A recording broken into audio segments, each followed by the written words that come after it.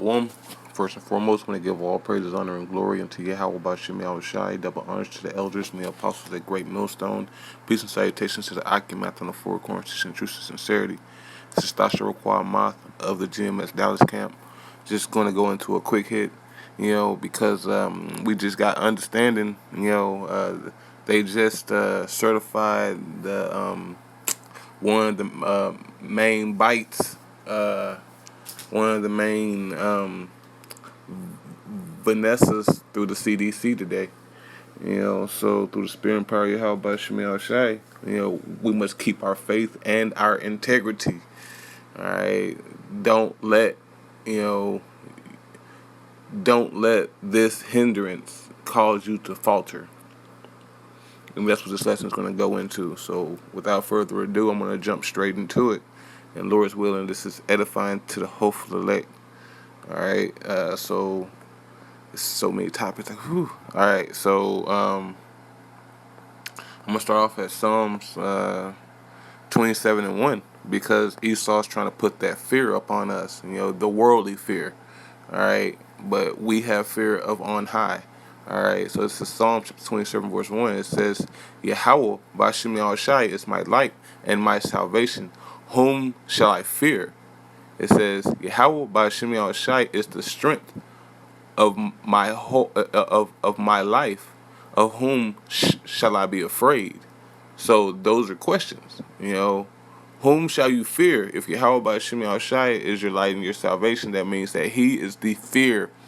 He's the only one that you should fear. He's the only one that you need to conduct and put forth all your efforts towards. All right, and everything else will fade away. It says, how about Shemi Shai is my strength. If you have the fear of Yahweh Shemi Shai, fear begats wisdom. Wisdom begats faith. So you have faith that Yahweh Shemi Shai will deliver you out of anything.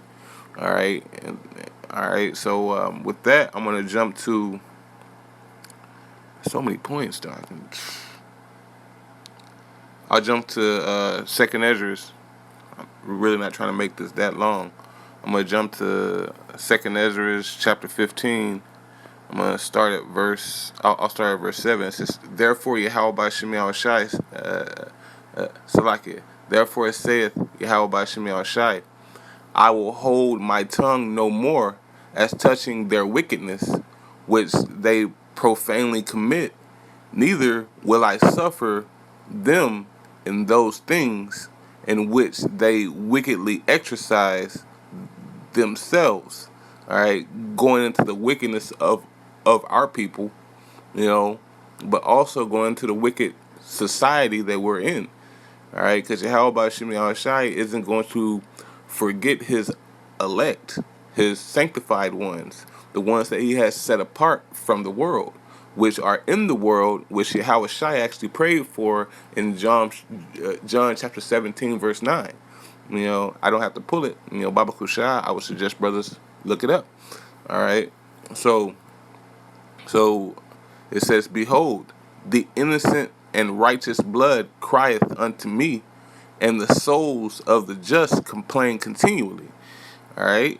And where can you find that at? Revelations chapter 6. Revelations chapter 6.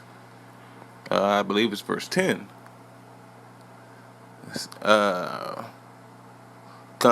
It says, And they cried with a loud voice, saying, How long, O Yahweh Bashimi Shai, holy and true, doest thou not judge and avenge our bloods on them that dwell on the earth? All right, because they are the ones that stood stiffly for Yahweh Bashimi Shai. All right, I'm not saying that there's not going to be martyrs in this, because we know, if you've been in this truth long enough, you know that there will be martyrs in this, but through the spirit and power of Yahweh by Shemi Shai, you will be raised first. Okay? You will be the first to receive that crown. Alright? From the hand of Yahweh by Shemi Shai, as it says in Wisdom of Solomon 5 and 15. Okay?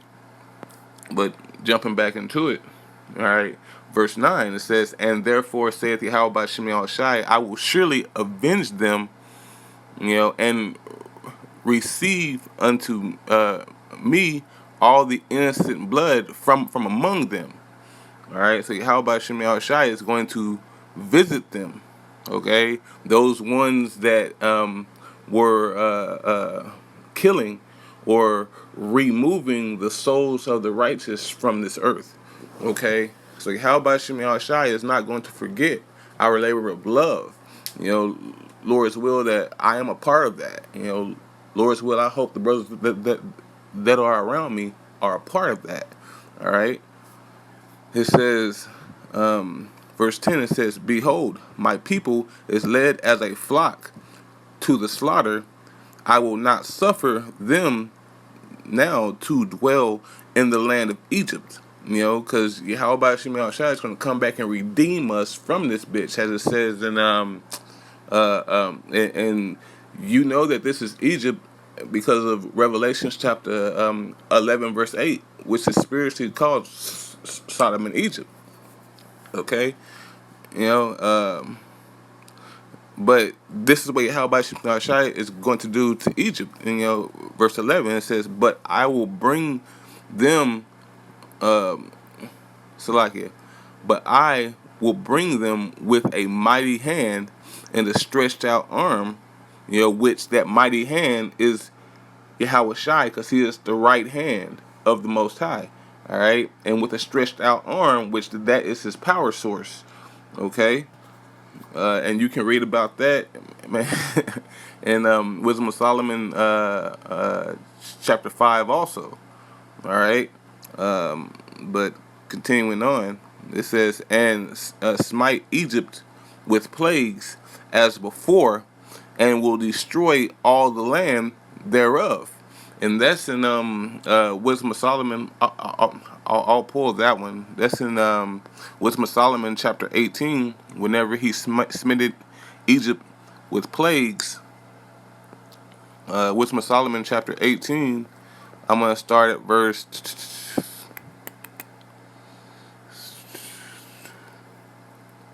I'll start at verse 15. It says,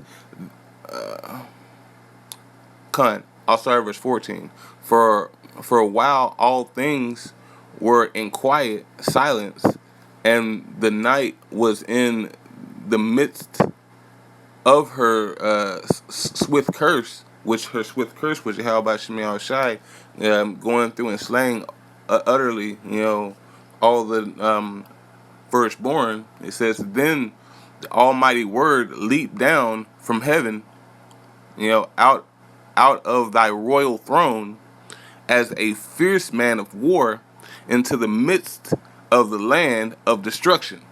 All right, so Yahweh Shemi Shai leaped out of heaven, and came down and got busy. Okay, through the strength and power of Yahweh Shemi Shai.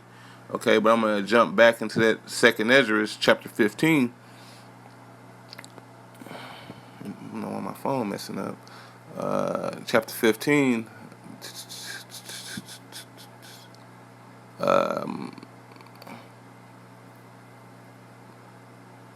I'll start at 12. Well, I'll start at 11 again. It says, "But I will bring them with a mighty hand and a stretched out arm, and smite Egypt with plagues as before, and will destroy all the land thereof." Verse 12, it says, "Egypt shall mourn, which America shall mourn," all right, "and the foundations of it shall be smitten, with the plagues and punishment that Yahweh Shemi Shai shall bring upon it." All right, and so many precepts. Again, I'm just going to let them all fly. This is Revelation chapter 1, verse 7. It says, "Behold, he cometh with clouds, and every eye shall see him, and they also which pierced him, and all kindreds of the earth shall wail because of him. Even so, Amen." Or even so, Amen. All right. So through the spirit and power of Yahweh Shemi Shai, all these people are going to wail because they're going to see him come down and wreck shop. All right. Yahweh Shemi Shai ain't doing no sparing if you ain't part of the 144,000 and the 1/3. All right, everything is going to be decimated because everything is defiled upon this earth. The animals are defiled, the fruits are defiled, the foods are defiled, the air is defiled. So everything must be burnt up. Okay, um, Judith. This is Judith chapter 16. 16. I'll start at verse 17. It says, "Woe to the nation that rises up against my kindred. You know, Yahweh by Shemi Shai Almighty will take vengeance of them in the day of judgment, and put fire and worms in their flesh, and they shall fill them and weep forever." All right, so Yahweh by Shemi Shai ain't doing no playing. He ain't playing no games, man. Through the spirit and power of Yahweh by Shemi Shai, all this will come to pass. And call Haloyim La Yahweh by Shemi Shai, because we need this. We need salvation from Esau's hand. All right, as it says in is it,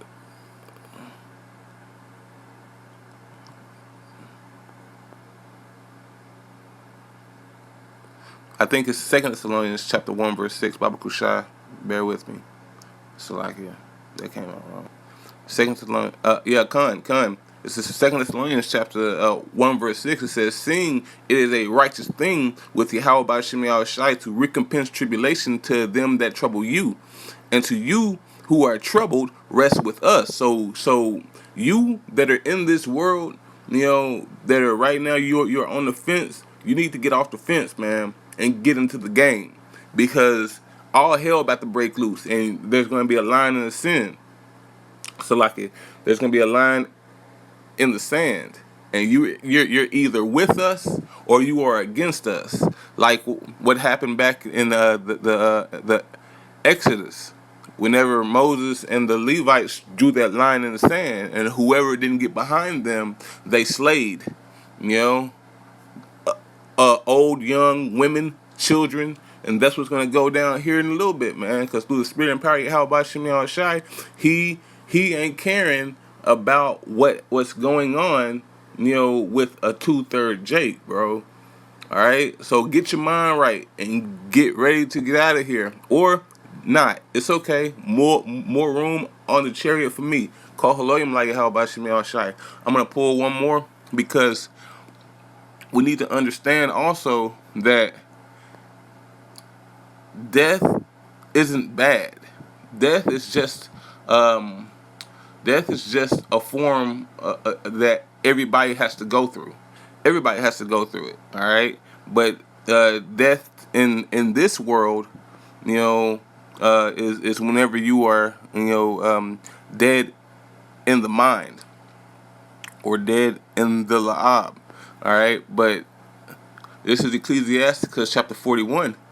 And Baba Kushai, I would suggest brothers read this chapter, because it helps you understand the reasoning of why the men of Yahweh Shemi Shai isn't, so captivated in this society.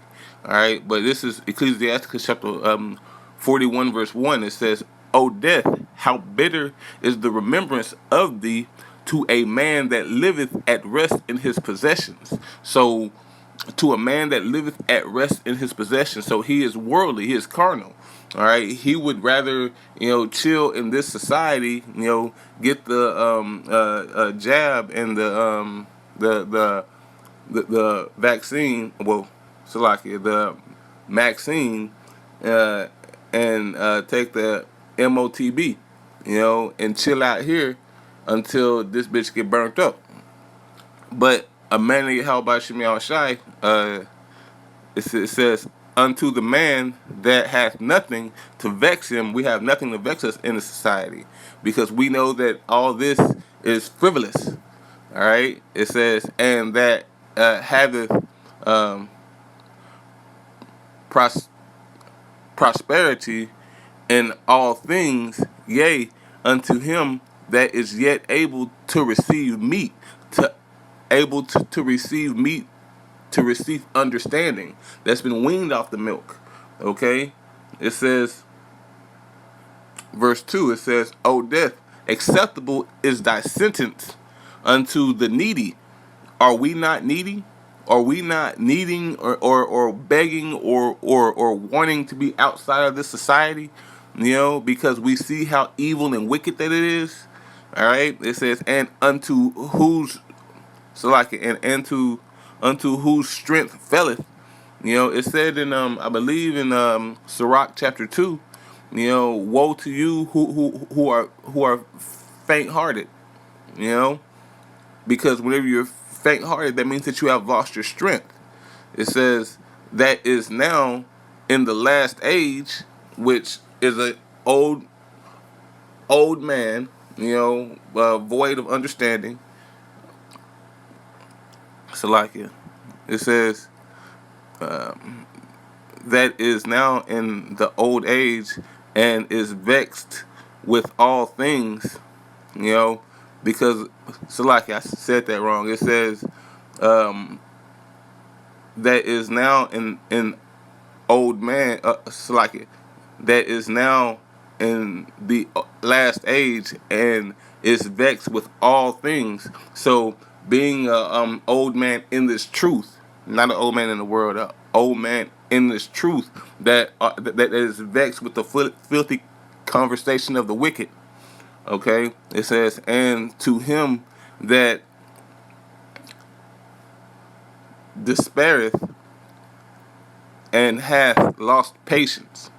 All right, so death is acceptable to those people because they're ready to get out of here. All right, they're really ready to just say, I'm done, because there were prophets of old that had to live through those captivities, and they're like, man, it's but they still had to come back, like the seven brothers. The seven brothers in Matthew's chapter, second Matthew's chapter 2 verse 7. Is it second Matthew or Salakia? I think it's second Maccabees.